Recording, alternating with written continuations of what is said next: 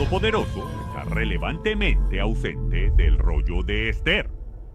Cuando estamos rodeados de paganos en el mundo cotidiano no milagroso, cuando parece que estamos completamente solos y nuestra búsqueda del significado y propósito divino de nuestra vida parece infructuoso, incluso cuando parece no haber esperanza de sobrevivir a los planes del enemigo para exterminar y esclavizar a los hijos del Altísimo en sus nuevos órdenes mundiales, Él está ahí, y Él no se mantiene en un estado de completo silencio.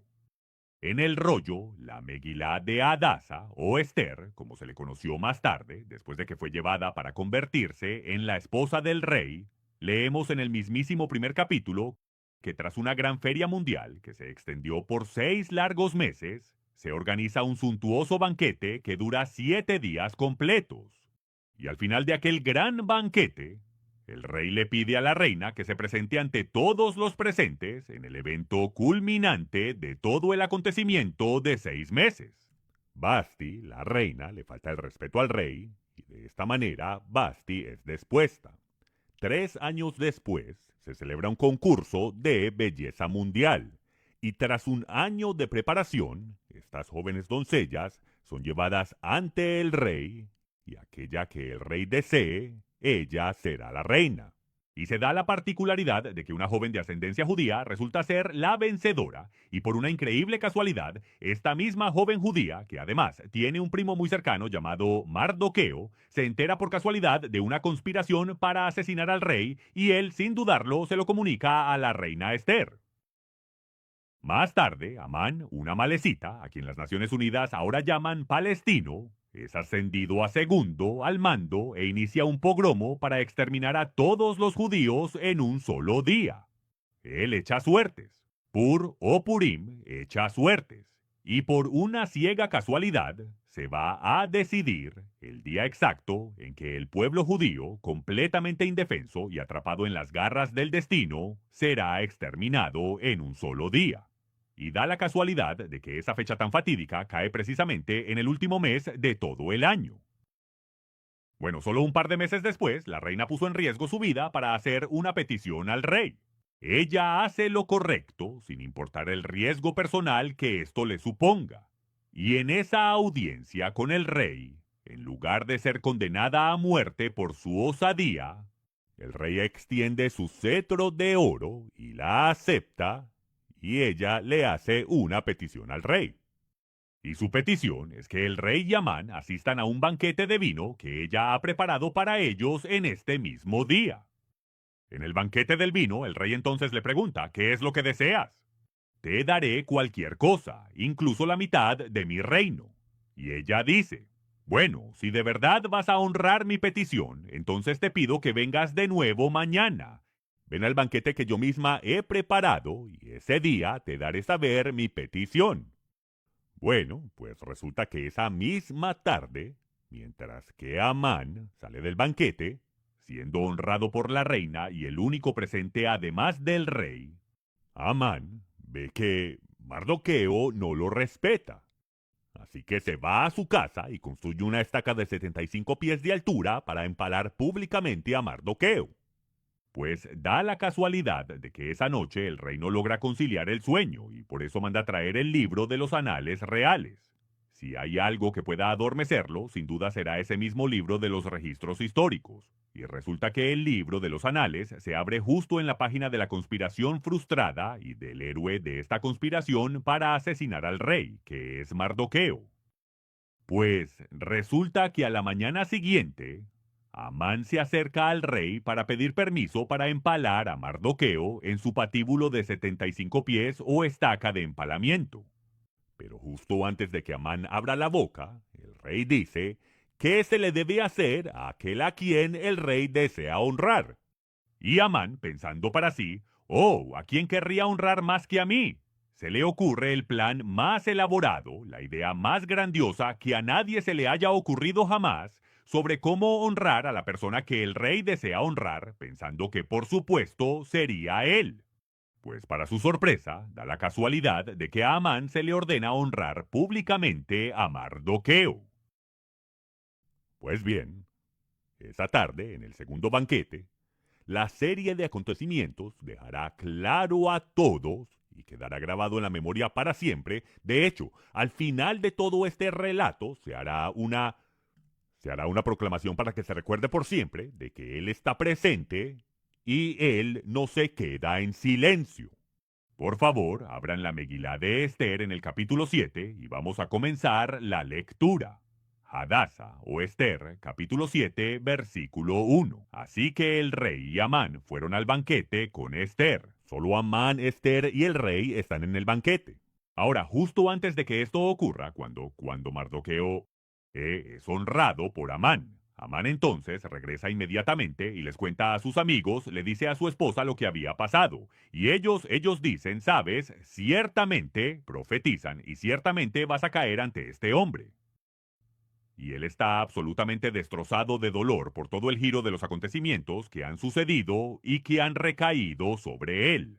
Él es el segundo al mando de todo el imperio, y su palabra es ley, y aún así Mardoqueo se niega a inclinarse ante él. Ahora ha tenido que rendir honores a Mardoqueo, y ahora regresa a casa y le cuenta todo a su familia. Y su familia le dice, estás en grandes aprietos. Y justo en el momento en que le están diciendo esto, entonces llegan los emisarios del rey para apresurarlo y llevarlo al banquete. Entonces el rey y Amán vinieron al banquete con la reina Esther. Y el rey le dijo a Esther el segundo día en el banquete del vino, ¿cuál es tu petición, reina Esther? Te será concedida. ¿Cuál es tu ruego? Se cumplirá, se hará, incluso si ello implica la mitad de mi reino. Y la reina respondió y dijo, si he hallado gracia ante tus ojos, oh rey, y si le place al rey, que me sea concedida mi vida, conforme a mi petición, y mi pueblo, conforme a mi ruego. Porque hemos sido vendidos, tanto yo como mi pueblo, para ser destruidos, para ser muertos y para perecer por completo. Pero si solo nos hubieran vendido como esclavos, como siervos y siervas, yo habría guardado silencio. Aunque el enemigo no pudiera resarcir el daño del rey, perjudicaría a todo el imperio. Pero sí, si solo somos vendidos como esclavos, no habría dicho nada al respecto. Entonces el rey Asuero respondió y dijo a la reina Esther, ¿quién es el hombre? ¿Dónde se encuentra?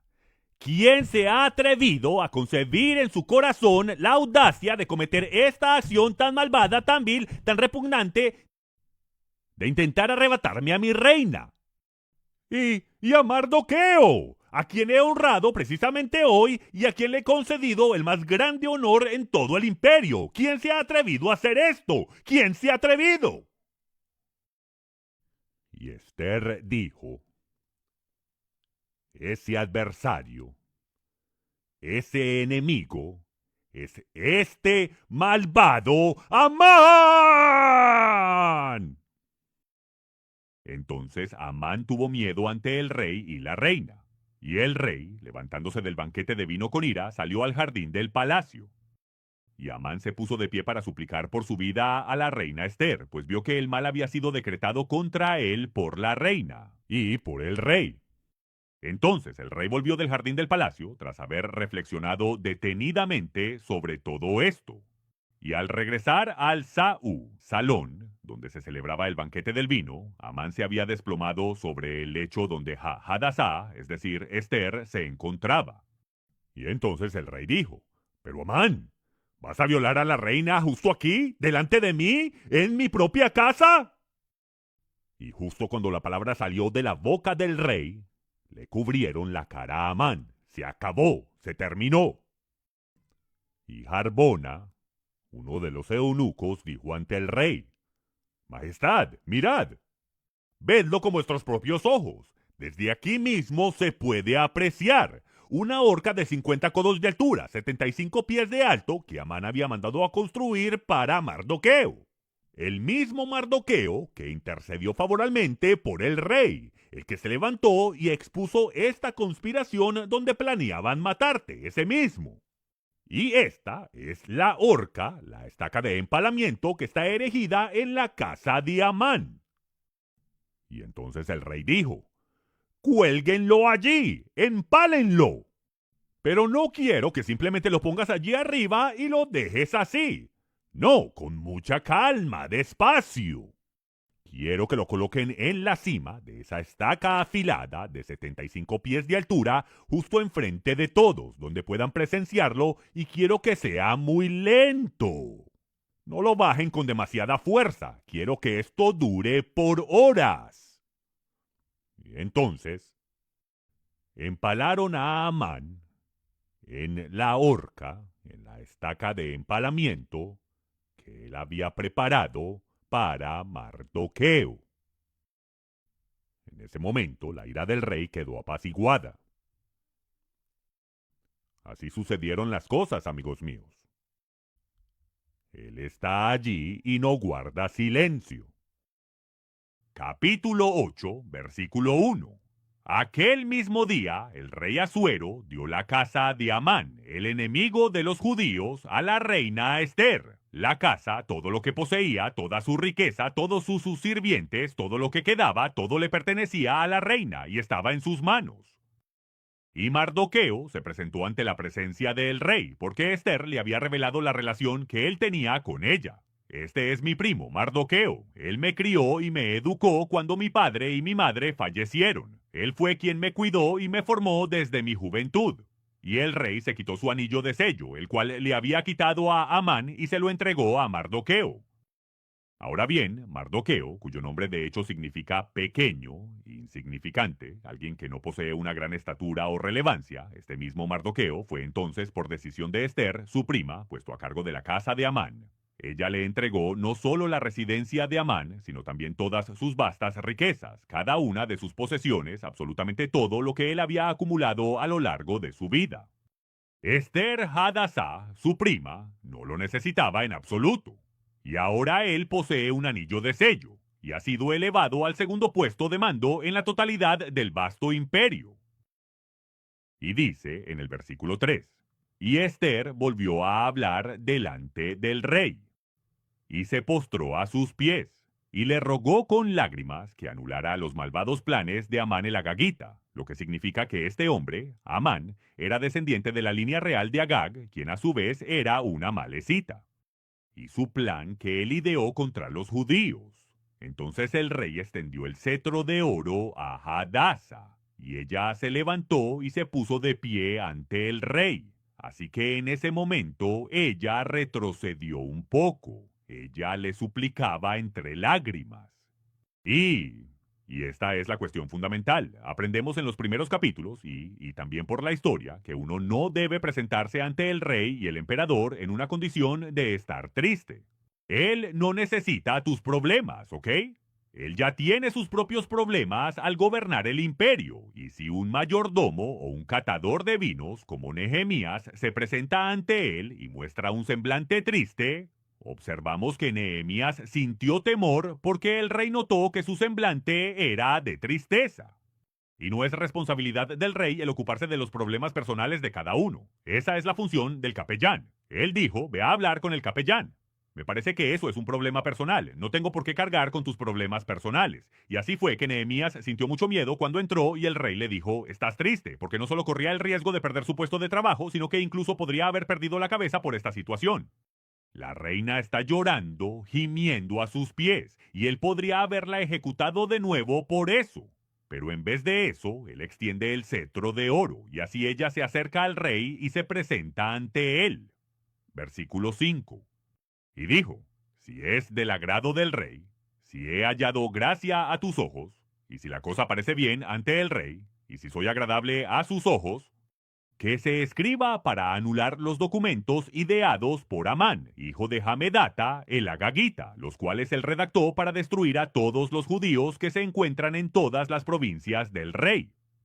Ahora, este mandamiento fue escrito, fue firmado con el sello, con el anillo del rey, y por lo tanto posee la autoridad del rey, y ahora es... Ahora, la ley de los medos y los persas no puede ser modificada, nadie puede cambiarla, ni siquiera el propio rey puede hacerlo. Aunque se hizo con malicia, él no puede hacer nada para cambiarlo. y ahora se ha extendido a todas las provincias que el día 13 del mes, el día del mes de Adar, el día 13 del mes 12, es cuando todos los judíos van a ser ejecutados. Ahora estamos en el versículo 6. ¿Cómo podré yo soportar el ver la calamidad que se abatirá sobre mi pueblo? ¿Cómo podré soportar el ver la destrucción de mis parientes? Entonces el rey dijo a la reina Esther y a Mardoqueo: Mirad, prestad atención. Yo le he entregado a Esther la casa de Amán, y a él lo han empalado en su propia horca, porque tuvo la intención de atentar contra la vida de los judíos. Escribid también para los judíos, como bien os parezca, en nombre del rey, y selladlo con el anillo real del rey, porque un documento que ha sido escrito en nombre del rey y sellado con su anillo, nadie puede anularlo. Entonces fueron llamados los escribas del rey. El rey invita a los escribas a pasar. Estamos en el versículo 9 del capítulo 8. Y los escribas del rey fueron llamados en ese momento. Era el tercer mes, es decir, el mes de Siván, el día 23. Y fue escrito conforme a todo lo que Mardoqueo mandó a los judíos. Y a los tenientes, a los diputados y gobernantes de las provincias que estaban en India y Etiopía, incluso todas las 127 provincias, 127 reinos en su dominio, desde Etiopía hasta el río Indo en India, todo es suyo, hasta, pienso que la ciudad de Sardis, donde los griegos llegaron y quemaron, creo que fue Sardis. Y eso fue lo que puso a Jerjes en pie de guerra contra los griegos. Así que toda esta tierra fue de él. Un total de 127 imperios. ¿Ok? Y decía: escribidles en su propia lengua, y a los judíos conforme a su escritura. Y así ahora está escribiendo en el tipo de escritura que los judíos podrán entender. Y la verdad es que no sabemos en este momento si sigue siendo el paleohebreo o el hebreo babilónico moderno, que se realizó en este punto particular en el tiempo, que muy bien podría seguir siendo lo que llamamos un hebreo paleo en este momento. Pero, de hecho, realmente no hay ninguna diferencia entre el hebreo paleo y la escritura judía moderna, excepto por los pictogramas del antiguo hebreo paleo.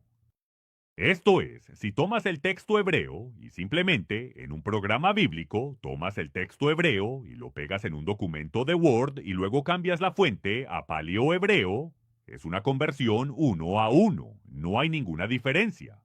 Ahora, aquellos que dicen, bueno, el hebreo paleo se pronuncia de esta manera, saben, cada vez que alguien dice eso, allí sabes que no tienen ni idea de lo que están hablando, porque nadie sabe cómo se pronunciaba el hebreo paleo. Era hebreo, es solo un cambio de fuente. Es como si comparáramos la diferencia entre una fuente como Arial y Times New Roman, con la salvedad de que aquí la distinción es mucho más pronunciada. Y así, de hecho, tienes los antiguos pictogramas paleohebreos que están presentes en el hebreo antiguo y que, por supuesto, no encuentras en el hebreo babilónico. Esto, de hecho, me trae a mente que en nuestra excursión cada año a la tierra de Israel, llevo nuestra excursión al monte Gerizim. Y entramos en la casa y el museo del hijo del sumo sacerdote de los samaritanos. Y Jafet, de hecho, lee del antiguo paleohebreo todo el hebreo en el que los rollos están escritos y todos los libros de los samaritanos hasta el día de hoy son completamente en antiguo paleohebreo. Pero él puede leer el hebreo moderno con la misma fluidez, porque no hay ninguna diferencia. Todo se hace exactamente de la misma manera.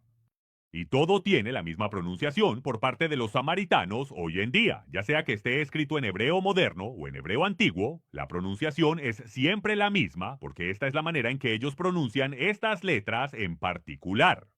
Así que ahora vemos que, ya sabes, no importa lo que sea, ya sea hebreo paleo o si es hebreo babilónico más moderno, realmente no importa demasiado.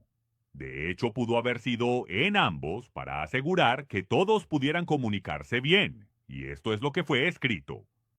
Y él escribió en el versículo 10: En nombre del rey Asuero, séllenlo con el anillo real, envíenlo por cartas, por correo, a caballo, con jinetes en mulas, camellos y dromedarios jóvenes, por medio de las cuales el rey concede a los judíos que estaban en cada ciudad el derecho de reunirse, de defender sus vidas y de destruir y de matar, y de exterminar al ejército de cualquier pueblo o provincia que los atacara, incluso a niños y mujeres, y de saquear sus bienes en un mismo día en todas las provincias del rey Asuero el día 13 del mes 12, es decir, el mes de Adar. Y a continuación, se nos indica claramente en el verso 13, la copia del escrito con el mandamiento que debía ser entregado en cada provincia fue publicada a todos los pueblos, y que los judíos estuvieran listos para aquel día para poder vengarse de sus enemigos. Así que los correos que iban en mulas y camellos salieron, apresurados, impulsados por el mandato del rey. Ahora bien, estamos en el tercer mes y aún así necesitan llegar a todo el imperio, porque ya han transcurrido 3 meses desde que aquella otra orden había sido emitida bajo la firma de Amán, y ahora se está extendiendo por todo el reino, y la gente se está enterando de esta situación a lo largo y ancho de todo el imperio. Ahora han transcurrido ya 3 meses y es imperativo que se emita otro edicto, porque ahora, para que la información llegue hasta estos, hasta los más remotos confines del vasto imperio, para luego permitir que los judíos puedan eludir esta orden de exterminio, ellos tienen que prepararse, sí, deben estar listos. Deben ser capaces de obtener el armamento y todo lo que precisen para poder protegerse, ya que ahora tienen una orden directa del rey. Ellos pueden armarse y ahora tienen el derecho de poseer y portar armas, y de prepararse contra un asalto que venga de afuera o un asalto que venga de adentro. Porque, repito, estas son personas en el imperio, en las provincias, que están planeando eliminar a la gente, porque ven la ventaja de aniquilar a todos los judíos. Y así, ahora que los judíos han recibido la orden y tienen la posibilidad de armarse, es el momento de que se preparen. Y bueno, y así continuaremos. Y el decreto fue dado en Susa, la ciudadela. Versículo 15. Y Mardoqueo salió de la presencia del rey con vestiduras reales, de color azul y blanco, y con una gran corona de oro, y con un manto de lino fino y púrpura. Y la ciudad de Susa se regocijó y se llenó de alegría, porque un hombre justo y recto está ahora a cargo de todo el imperio, directamente bajo la autoridad del rey Asuero. Y así cuando los justos gobiernan, el pueblo entero se regocija y celebra. Cuando se introduce el mal y tienes a una persona malvada sentada en ese puesto de autoridad, entonces la gente se encuentra profundamente angustiada y entristecida. Porque en un gobierno totalitario, justo a la vuelta de la esquina, observamos que Mardoqueo es alguien que practica el bien y vela por el bienestar de su propio pueblo y no busca su propio beneficio. Eso lo veremos un poco más tarde en el texto. Y luego en el versículo 16, y los judíos tuvieron luz y alegría y gozo y honra. La gente los honró. Y en cada provincia y en cada ciudad, donde quiera que llegaba el mandamiento del rey y su decreto, los judíos tenían alegría y gozo. Y ellos tuvieron una gran fiesta. Fue una celebración y un buen día, Yom Tov. Y muchos de los habitantes de la tierra se hicieron judíos porque el respeto de los judíos se hizo sentir sobre ellos. Y así como vemos un cambio tan significativo en el imperio, hasta el punto en que aquellos que ni siquiera eran judíos dijeron, saben, quiero ser uno de ustedes. Sí, uno de ustedes, quiero que su Dios sea mi Dios, quiero que su pueblo sea mi pueblo. Yo ahora quiero unirme a Israel. Ahora vayamos al capítulo 9, versículo 1. Ahora es el 12º mes. Ese es el mes de Adar. Es el 13º día del mes en que el mandamiento del rey y su decreto se acercaban a ser puestos en ejecución, en el día en que los judíos esperaban tener poder sobre ellos. Disculpen. El día en que los enemigos del pueblo judío esperaban ejercer su poder sobre ellos. Sin embargo, la situación se invirtió y los judíos obtuvieron poder sobre aquellos que los aborrecían. Entonces los judíos se reunieron en sus ciudades por todas las provincias del rey Asuero para poner mano sobre aquellos que buscaban hacerles daño, y nadie pudo resistirlos porque el temor de ellos cayó sobre toda la gente. Y todos los gobernantes de las provincias, los tenientes, los diputados, los oficiales del rey ayudaron a los judíos porque el temor de Mardoqueo cayó sobre ellos. Mardoqueo es el segundo al mando. Si no se ponen de su lado, ahora habrá consecuencias que deberán afrontar aquellos que se alinean con el mal. Y así Mardoqueo fue grande en la casa del rey. Mardoqueo, que significa pequeño, insignificante. Ahora él es grande en la casa del rey. Y su fama se extendió por todas las provincias porque este hombre Mardoqueo se engrandecía más y más. El hombre pequeño se engrandecía más y más y más.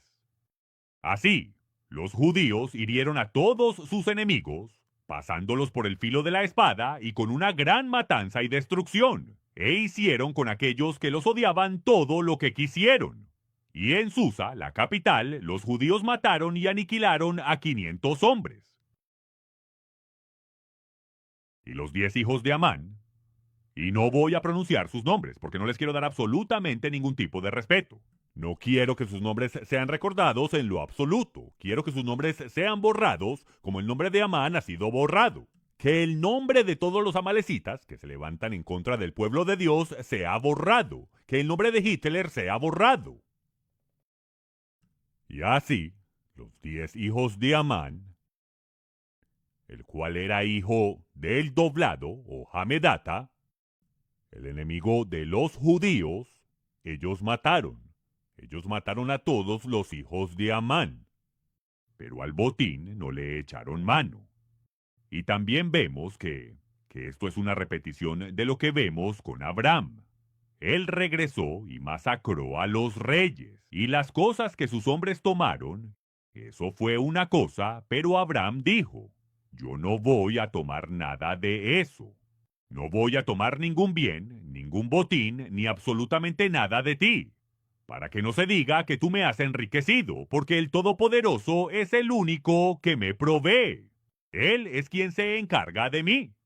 Y esto es en lo que los creyentes, los verdaderos hijos de Abraham, pueden confiar plenamente hoy, que no dependemos del mundo ni de sus recursos para nuestro sustento. Nuestra dependencia está puesta exclusivamente en Él. Él es quien ha establecido sus propias leyes y nos ha instruido sobre cómo debemos manejar cada situación, qué acciones tomar con ellas. Vemos que al llegar al final de este libro, una parte fundamental de la celebración consiste, en este preciso momento, en dar a los más necesitados, en cuidar de aquellos que poseen menos o muy poco, y en servir y asistir a los pobres, a las viudas y a los huérfanos. Todas estas cosas son principios eternos que jamás se desvanecen en las Escrituras, pero ellos no extendieron su mano para tomar el botín. Dejaron que otras personas lo tomaran, pero no asesinaron a estas personas por los despojos. Los mataron porque era necesario que fueran eliminados, porque estaban planeando asesinarlos, acabar con sus vidas y apoderarse de todo lo que poseían. Y así fueron ellos quienes se levantaron y declararon firmemente, no vamos a poner nuestra mano sobre los despojos de este asunto. Fue en ese día, el 13 de Adar, que el número de aquellos que fueron masacrados en Susa, la capital, fue 500. Fue 500 y el número fue llevado ante el rey. Y el rey le dijo a la reina Esther, los judíos han matado y destruido a 500 hombres en Susa, la capital, y también a los 10 hijos de Amán. ¿Qué han hecho en el resto de las provincias del rey? Así que inmediatamente enviaron un correo electrónico a... Saben, esa es una buena pregunta, porque solo aquellos que se encontraran muy cerca y que pudieran enviar a alguien en un caballo o en un dromedario veloz y que llegaran hasta allí, solo ellos podrían saber esto. Y luego dice, ¿cuál es tu petición? Y te será concedida. ¿Qué más deseas pedir? ¿Qué es lo que se hará? Porque en realidad no tenían la menor idea de lo que había sucedido en las provincias en aquel momento. Y entonces dijo Esther, si place al rey, que se conceda a los judíos que están en Susa, que mañana puedan actuar conforme a este decreto y que los 10 hijos de Amán sean ahorcados, o más bien dicho, empalados en la horca. ahora vemos un empalamiento que tiene lugar después de que los cuerpos están, después de que la gente está muerta. Y esto es precisamente lo que observamos en la época de Josué, que fueron colgados en 10 árboles, etz, que es la misma palabra que se usa para horca en este contexto, etz, que también puede significar una estaca para empalar. Colgaban a las personas después de matarlas en una estaca de empalamiento como deshonra, porque, como está escrito, maldito es todo aquel que es colgado en una estaca de empalamiento, en un árbol, o en una estaca de empalamiento, en un escauros en griego, si me lo permiten. Y aquí está, damas y caballeros, es la máxima ofensa el tomar un cadáver y luego empalarlos uno tras otro. Y aquí ahora ya son 11 empalados que están seguidos. Tienen a Hamán en la parte de abajo, quien ha sido empalado verticalmente desde la posición sentada, atravesándolo completamente hasta salir por su boca. Y luego tienes a sus hijos encajados uno sobre otro, apilados a lo largo de esta horca desde abajo hasta arriba. Y el rey ordenó que así se hiciera. De acuerdo, adelante. Empalen al resto de sus hijos y que se haga en Susa, porque así podremos difundir la noticia por toda la ciudad de Susa. Y de esta forma se reunieron nuevamente también en el 14º día del mes de Adar, y allí en la fortaleza de Susa dieron muerte a un total de 300 personas. Pero sobre el botín no extendieron su mano para tomarlo. Pero los otros judíos que estaban en las provincias del rey se reunieron.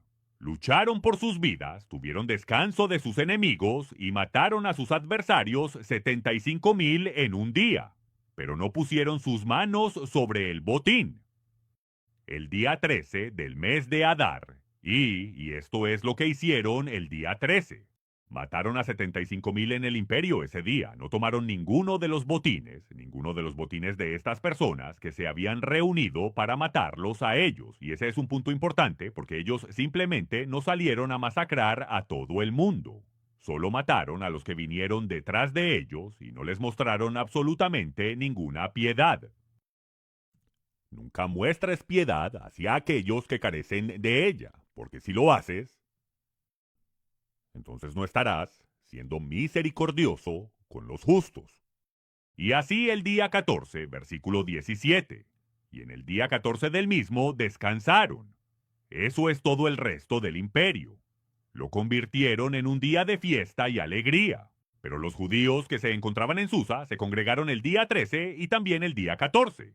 Y fue en esos días cuando llevaron a cabo sus ejecuciones. Así el primer día fueron 500, y al día siguiente 300, además de los 10 hijos de Amán. Y luego, el día 15 de ese mismo mes, ellos descansaron. Lo convirtieron en un día de fiesta y regocijo. Por consiguiente, los judíos de las aldeas que residían en poblaciones sin murallas establecieron el 14º día del mes de Adar como un día de júbilo y celebración y Yom Tov, un día propicio y de enviar porciones de obsequios. Dádivas de acción de gracias los unos a los otros. Y Mardoqueo consignó estas cosas y envió misivas a todos los judíos que se hallaban en todas las provincias del rey Asuero, tanto a los cercanos como a los lejanos. Y así, ahora esta palabra, este mandato, se difunde de Mardoqueo con respecto a todo esto. ¿Y de qué se trata todo esto? Se trata de establecer firmemente entre ellos que debían observar y guardar el día 14 del mes de Adar, y también el día 15 del mes de Adar, cada año sin falta, versículo 22. Porque en esos días los judíos se libraron de sus enemigos, y fue para ellos un mes que se convirtió de tristeza en alegría y de duelo en día festivo. Los harían días de banquete y de regocijo, para que se enviaran porciones de comida unos a otros e hicieran donativos a los pobres. Así los judíos llevaron a cabo lo que habían comenzado a hacer, y lo que Mardoqueo les había escrito, pues Amán, hijo de Amedata, Agageo, enemigo de todos los judíos, había hecho planes contra los judíos para destruirlos, y había echado el pur, es decir, la suerte, para su ruina y destrucción. Amán echó la suerte para determinar el momento exacto en que los judíos serían completamente consumidos y aniquilados. Pero cuando Ester se presentó ante el rey, Él ordenó, mediante cartas, que su perversa maquinación, lo que Amán ideó contra los judíos, ahora estamos retrocediendo en el tiempo, y porque esto es de nuevo, esta es la escritura de Mardoqueo que ahora está siendo enviada a todo el imperio, y diciendo que, cuando Esther se presentó ante el rey, él ordenó por cartas que su malvado plan, que él ideó contra los judíos, ese es el plan de Amán, recayera sobre su propia cabeza y que él y sus hijos fueran colgados en la horca. Así que está haciendo saber a todos que Amán, quien era el más venerado, el más respetado, único en todo el vasto imperio, cuando se alzó contra el pueblo judío, esto fue lo que le aconteció. El rey dijo: ejecútenlo dolorosamente, empálenlo lentamente en la horca de 75 pies de altura. Que todos en la ciudad entera de Susa escuchen sus gritos durante horas. Y luego, después de que maten a sus hijos, empálenlos también a ellos. Esto es lo que el rey determinó que se les hiciera a estas personas. Por consiguiente, a estos días se les denominó Purim, tomando el nombre de Pur, que significa suertes, apuestas o echar suertes. Por consiguiente, por todas las palabras contenidas en esta carta y de todo lo que habían podido observar en relación con este asunto, y que les había llegado a ellos, los judíos ordenaron y tomaron sobre sí y sobre su descendencia y sobre todos aquellos que se unieron a ellos. ¿Ven? De nuevo, esto es, aquellos que ellos ni siquiera son, no son por linaje de sangre israelitas, pero aún así dijeron: sabes, queremos que tu Dios sea nuestro Dios. Este es un testimonio increíble. Vemos que Él está presente, no permanece en silencio, Él vela y cuida a su pueblo. Tal como Mardoqueo le dijo a Hadasa: si te niegas a arriesgar tu vida y a presentarte ante el rey, tú tomas tu decisión, porque la mano del Todopoderoso no se ha acortado. Él va a rescatar a su pueblo, sin importar lo que tenga que hacer, pero tú y toda tu casa serán destruidos. Vas a morir. No vas a librarte de esto, porque el Todopoderoso se encargará de que su pueblo sea salvo, porque Él hizo un pacto con Abraham. Toda la tierra, desde el Éufrates hasta el Nilo, pertenece a los hijos de Israel. Y toda nación que se vaya en contra de esto se encontrará en el campo de batalla contra el Todopoderoso. Así que tú decides. Pero quién sabe, si no habéis sido elevada a esta posición como reina, precisamente para un momento como este. Y allí fue cuando Hadasa por fin decidió: pues bueno, si muero, muero. Y eso fue lo que dijo: si muero, muero. Voy a hacer esto, pero vosotros ayunad por los próximos 3 días y 3 noches. Así que los judíos, en el versículo 27, ordenaron y tomaron sobre sí, y sobre su descendencia, y sobre todos aquellos que se unieran a ellos, que no dejaran de guardar estos 2 días, conforme a lo escrito, conforme a su tiempo señalado cada año. Y que estos días sean recordados y observados a lo largo de cada generación, de cada familia, de cada provincia y de cada ciudad. Y que estos días de Purim no dejen de celebrarse entre los judíos, ni su recuerdo se pierda de su descendencia. Y por esta razón celebramos Purim cada año. Por eso nos toma semanas enteras prepararnos. Y la enseñanza de esto, para que todos entiendan, es que los gentiles son bienvenidos a ser injertados en la raíz de Israel, en el olivo. Y si no están injertados en la raíz, si no son alimentados por la savia, el sustento vital que proviene de la raíz, se secarán y marchitarán, serán cortados sin piedad y serán desechados, y finalmente serán quemados. Esto es lo que dice Pablo. Y vemos que el Todopoderoso ha obrado en esta situación, y son precisamente esas personas las que decidieron firmemente: vamos a hacer esto y lo haremos para siempre, y siempre lo recordaremos con gran convicción. Porque estos son los momentos, señoras y señores, en que realmente necesitamos tener presentes estas cosas, cuando el mal está sentado en los pasillos del poder. Cuando Amán está sentado en los pasillos del poder en los Estados Unidos, recibiendo su autoridad y legitimidad de aquellos que lo colocaron en esa posición. Y vemos que no hay límite a la cantidad de maldad que será utilizada por parte de aquellos que ahora ostentan el poder en la América postcristiana. Estamos viviendo de nuevo estos tiempos. Y tienes que decidir si te pones del lado correcto aunque te cueste la vida o si vas a acobardarte y someterte y hacer lo que dijo Yeshua. Los creyentes se odiarán y se traicionarán unos a otros hasta la muerte. Y es porque el amor se enfriará progresivamente, porque la Torá ha desaparecido de sus corazones y de sus vidas. Y lo que les queda es un tipo de cristianismo agape aguado, el cual no sirve de nada. Pero bueno. Versículo 29. Entonces Esther, la reina, la hija de Abihail, ahora creo que ya la podemos llamar Hadassah. Todo el mundo sabe que es judía, de acuerdo, así que podemos prescindir del nombre de Esther, el de la diosa babilónica de la fertilidad. Entonces Hadassah, quien era la reina, la hija de Abihail, y Mardoqueo, quien era el judío, escribieron con toda su autoridad para confirmar esta segunda carta de Purim. Y envió las cartas a todos los judíos que se encontraban en las 127 provincias del reino del rey Asuero, a lo largo y ancho de todo el imperio del rey Jerjes. Para confirmar estos días de Purim en sus tiempos señalados, según Mardoqueo, el judío, y Hadassah, la reina, les habían ordenado, y como ellos habían decretado para sí y para su descendencia, los asuntos de los ayunos y su clamor. Damas y caballeros, según la ley de los medos y los persas, esto es lo que hacemos. Como hijos de Abraham, judíos e israelitas por igual, todos aquellos que se han unido a la raíz y que son hijos de Abraham por fe, observando sus mandamientos, esto es algo que todos nosotros decidimos que íbamos a hacer, y por esa razón lo ponemos a su disposición para que puedan unirse a nosotros.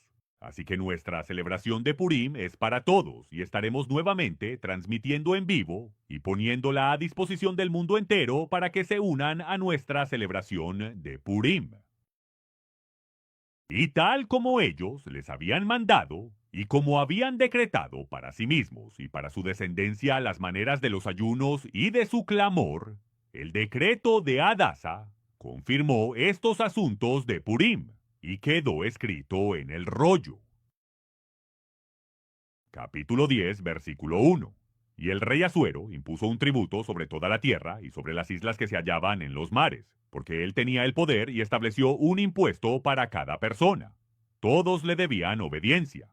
Y todos los hechos de su poder y de su gran fuerza, y la declaración de la grandeza de Mardoqueo a quien el rey había engrandecido, ¿no están escritos en el libro de las crónicas de los reyes de Media y Persia? Porque Mardoqueo el judío era el segundo en importancia después del rey Asuero y muy grande entre los judíos. Este hombre era muy estimado por la multitud de sus hermanos, buscando siempre la prosperidad de su gente y el bienestar de todos ellos. No, él no estaba tratando de acaparar absolutamente todo para su propio beneficio personal. Él no era como un senador o un congresista que estuviera allí tratando de exprimir el sistema hasta la última gota y obtener un sueldo vitalicio por el resto de su vida, haciendo absolutamente nada por su gente. Él buscó la prosperidad de su pueblo y habló de paz a toda su descendencia. Señoras y señores, esto es como el principio de todo esto. Porque ahora lo que me gustaría hacer en nuestros últimos minutos es llevarlos al libro de Daniel, al capítulo 11, donde hay una profecía la cual no pudo ser descifrada hasta que ambos Purim y Hanukkah fueran establecidos. Así que vayamos al libro de Daniel, capítulo 11, versículo 31. Ejércitos invadirán en su nombre y profanarán la fortaleza del santuario, y quitarán el sacrificio diario y pondrán la abominación desoladora. Ahora bien, históricamente sabemos que el año 168, antes de la era común, que es lo que significan las siglas AEC, ¿lo recuerdan? BCE significa antes de la era común, porque no tiene relación alguna con las designaciones AD o BC, según la interpretación de un sacerdote católico sobre la fecha de nacimiento de Yeshua. Incluso el propio Papa afirmó que ese sacerdote estaba equivocado. Así que es antes de la era común, 168, Antíoco Epífanes entró con sus tropas y colocó la abominación desoladora. Sacrificaron un cerdo, lo asaron en el altar, y, desolando el altar, colocando esa abominación en ese momento. Pero esa no es la única vez que se hará en la historia. En Mateo capítulo 24 es Yeshua quien afirma: por tanto, el fin de los tiempos llegará cuando ustedes vean la abominación desoladora de la que habló el profeta Daniel cuando ésta se manifieste en el lugar santo. El que lee, que entienda. Fíjate, hay todavía otra abominación de la desolación que va a tener lugar en el futuro, de la cual la de Antíoco Epífanes es una imagen profética en sombra. Exactamente 3 años, justo en ese mismo día, que era el 25 de diciembre y también el 25 de Kislev, fue cuando la abominación de la desolación fue colocada sobre el altar. El cerdo fue sacrificado en el altar. 3 años más tarde, la coincidencia quiso que ese fuera precisamente el día en que tomaron el control del monte del templo. Acto seguido, arrasaron y demolieron la imponente estatua de bronce de Zeus, una deidad que, según la tradición, había nacido el 25 de diciembre y era profundamente adorada por los antiguos griegos. Además, derribaron el altar y se apoderaron completamente del monte del templo. Más tarde, construyeron un nuevo altar, lo dedicaron por 8 días, pues ese es el tiempo que se tarda en dedicar un altar. Es por esto que se conoce como Hanukkah, o la dedicación. Literalmente significa dedicar el altar. Eso es precisamente lo que Hanukkah representa, y de eso se trata. Pero ahora, continuemos con lo de Daniel. Daniel capítulo 11, versículo 32. Y los que actúan impíamente contra el pacto. ¿Y de qué pacto se está hablando aquí? Es el pacto que fue establecido, que fue hecho entre el Todopoderoso y Abraham. Toda la tierra, desde el Éufrates hasta el Nilo, pertenece a los hijos de Israel. La tierra no se regala, no se vende, no se pierde en una guerra. Mantente firme. Todos los que actúan perversamente contra el pacto serán corrompidos por lisonjas, pero el pueblo que conoce a su Dios será fuerte y hará grandes proezas. La definición de la palabra proezas es aquello que haría que James Bond se encogiera bajo su cama en posición fetal por el miedo. Y los que entienden entre el pueblo instruirán a muchos, pero caerán a espada, van a ser asesinados. Los que entienden serán asesinados. Y caerán a espada, a cautiverio y a despojo por muchos días. Y cuando caigan, serán ayudados con un poco de ayuda, pero muchos se les unirán con halagos. Por eso no doy cabida a quienes intentan adular, a quienes intentan sobornar, a quienes intentan seducir diciendo: oh, te daré dinero si lo haces de esta manera, te daré un diezmo mayor si lo haces de esta otra manera. Pues no. No me interesan ni las adulaciones ni los sobornos. Mi ministerio no se dejará chantajear. Pueden intentar robarme, pueden intentar matarme, pero no me echaré hacia atrás. Así que no lo intenten. Y algunos de los entendidos caerán para probarlos, para purificarlos y para emblanquecerlos hasta el tiempo del fin, porque aún es para un tiempo determinado. Y el rey, en el versículo 36, hará según su propia voluntad. Él se exaltará y se engrandecerá por encima de todo Dios, y hablará cosas asombrosas contra el Dios de los dioses, y prosperará hasta que la indignación se haya cumplido, porque lo que está determinado se hará. Ni estimará al Dios de sus padres, ni el deseo de las mujeres, ni estimará a Dios alguno, pues sobre todo se engrandecerá. Ahora bien, esto está citado casi directamente, palabra por palabra, en la segunda epístola a los Tesalonicenses, capítulo 2. Que nadie os engañe en ninguna manera, porque ese día no vendrá. ¿Qué día? ¿El día de nuestro Señor Jesucristo, como dice la versión King James? ¿O el día de Yeshua HaMashiach, nuestro Señor, cuando Él venga y nos reúna a todos consigo? Ese día de nuestra reunión no vendrá a menos que primero venga la apostasía, la postura rebelde, y el hombre de pecado sea revelado, el hijo de perdición, quien se opone y se exalta por encima de todo lo que se llama Dios, de manera que él como Dios se sienta en el templo de Dios proclamando que él es Dios. Señoras y señores, esa es la abominación desoladora de la que habló el profeta Daniel para los tiempos finales y que luego Yeshua reiteró.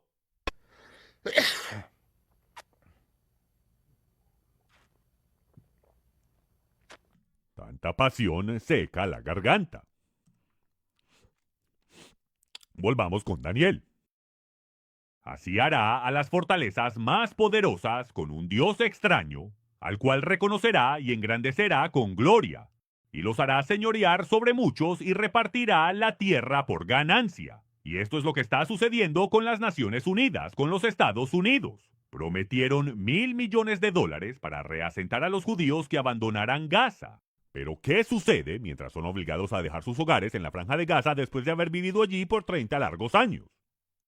Una tormenta sin nombre comienza a gestarse y lo que ocurre es lo que vimos que ocurrió el 7 de octubre. Y los Estados Unidos nunca pagó esos billones. ¿Sabe dónde están esos judíos el día de hoy?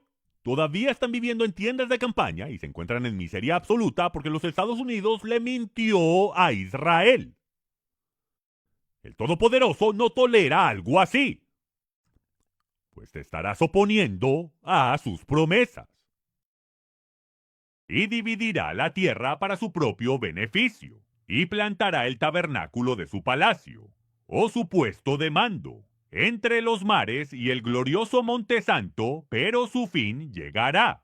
Y luego, en el capítulo 12, tenemos solo un breve tiempo. En aquel tiempo se levantará Miguel, el gran príncipe que está de parte de los hijos de tu pueblo.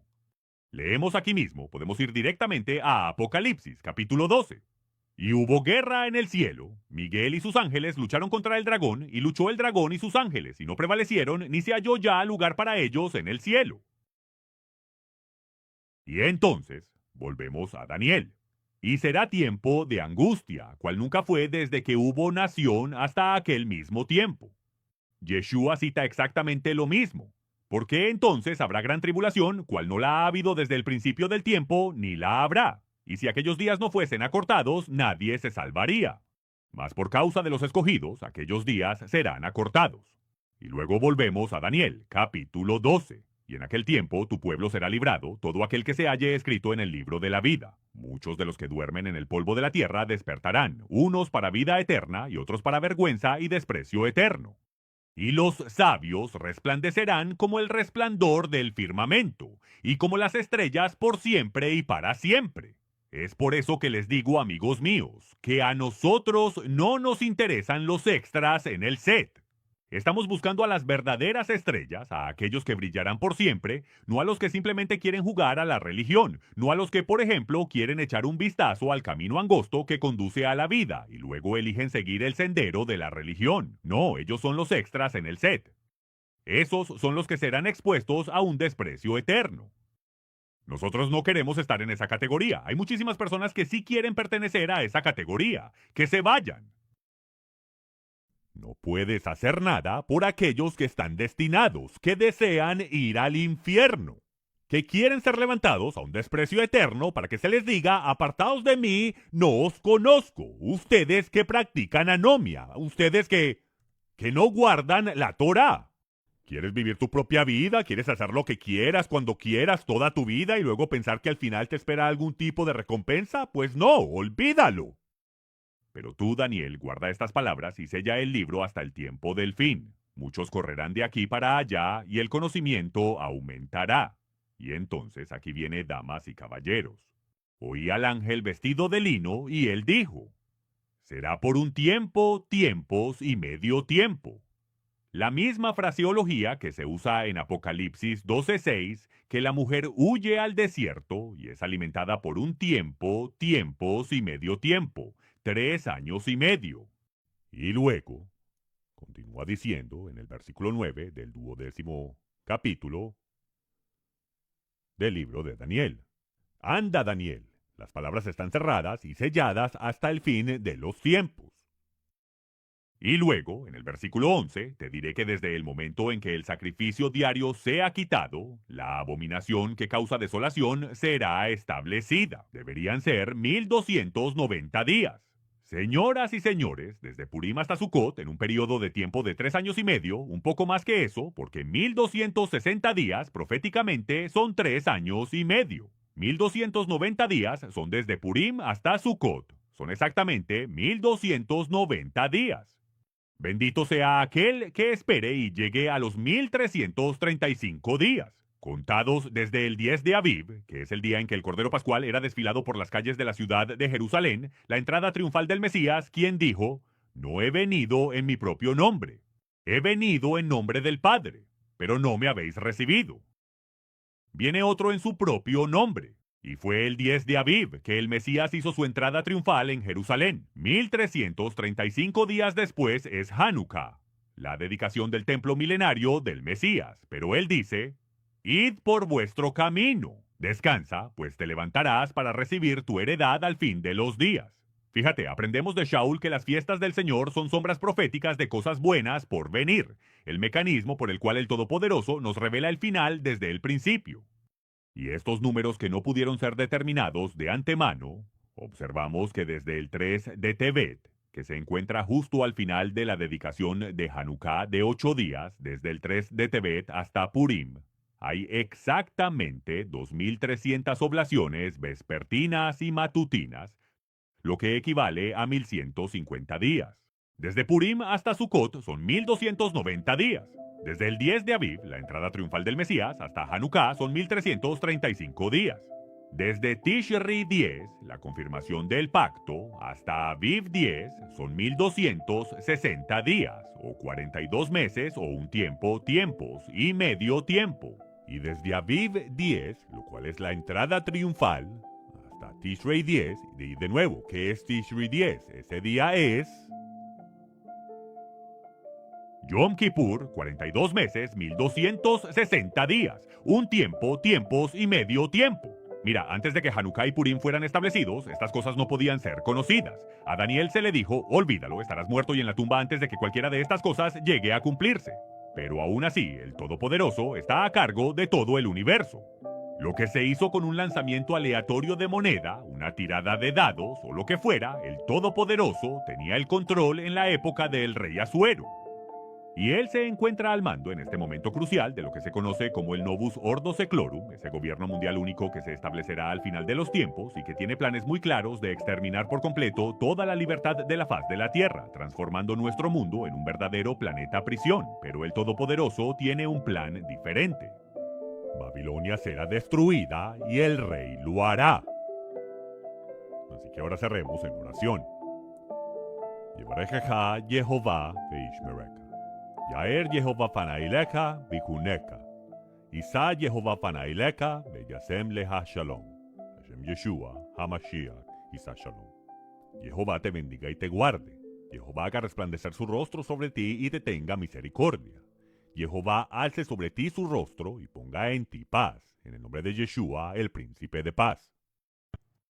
Este programa, que esperamos le haya sido de bendición el día de hoy, lleva cientos de horas humanas en producción y postproducción, y esto es sin contar las horas que toma el doblaje al español.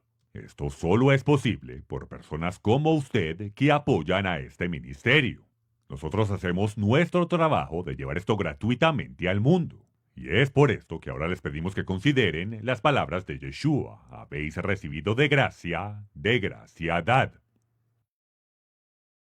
Shalom, seguidores de la Torá. Si les ha gustado este video, por favor presionen el me gusta y compártanlo con sus amigos. Suscríbanse a nuestro canal y presionen la campanita para que reciban inmediatamente notificación cuando haya material nuevo disponible. No olviden visitar nuestra página unrudodespertar.tv y bajar nuestra aplicación en iPhone o Android para poder continuar compartiendo la verdad de las Escrituras.